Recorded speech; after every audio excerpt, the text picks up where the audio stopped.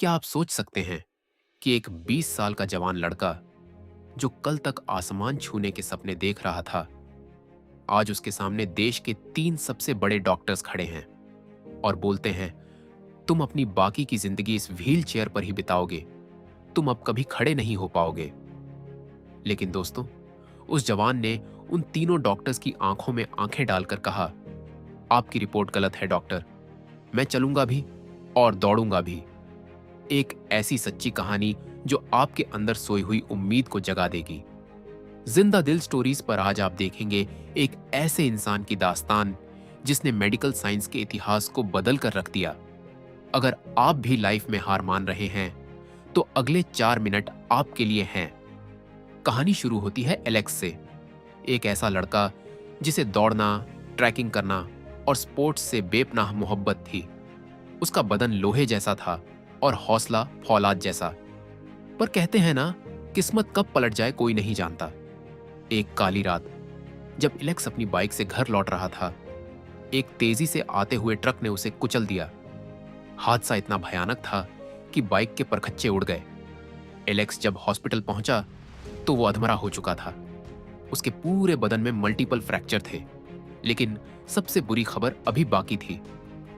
उसके स्पाइन यानी रीढ़ की हड्डी पर इतनी गहरी चोट आई थी कि उसके कमर के नीचे का हिस्सा बिल्कुल सुन्न हो चुका था।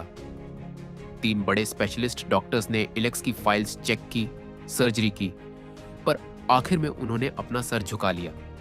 उन्होंने कहा कि स्पाइनल कॉर्ड पूरी तरह डैमेज हो चुकी है, अब कोई चमत्कार ही इसे बचा सकता है। एलेक्स हमेशा के लिए पैरालाइज हो चुका था। घर लौटने के बाद एलेक्स के लिए हर एक पल जहन्नुम जैसा था। जो लड़का कभी रुकता नहीं था, आज वो एक ग्लास पानी के लिए भी दूसरों पर निर्भर था। लोग आते, उसे देखते और हमदर्दी दिखाकर चले जाते। कुछ लोग बोलते, बेचारा, अब इसकी जिंदगी तो बर्बाद हो गई। ये बातें एलेक्स के कानों में तेज आग की तरह लगती थी। रात के अंधेरे में एलेक्स घंटों रोता। उसने खाना पीना छोड़ दिया। उसके दिमाग में बार बार एक ही ख्याल आता कि ऐसी व्हील चेयर वाली बेजान जिंदगी से तो मौत अच्छी है।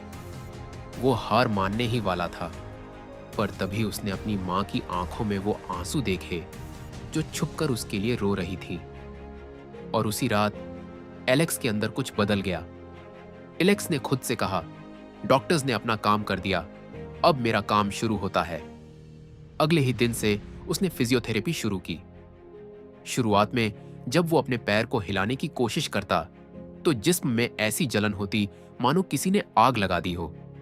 पेनकिलर्स भी असर करना बंद कर चुकी थी, पर एलेक्स अब रुकने वाला नहीं था।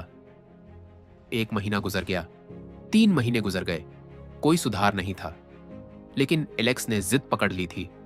वो सुबह 4 बजे उठता और रात तक सिर्फ एक ही चीज करता, अपने दिमाग से अपने पैरों को सिग्नल भेजता।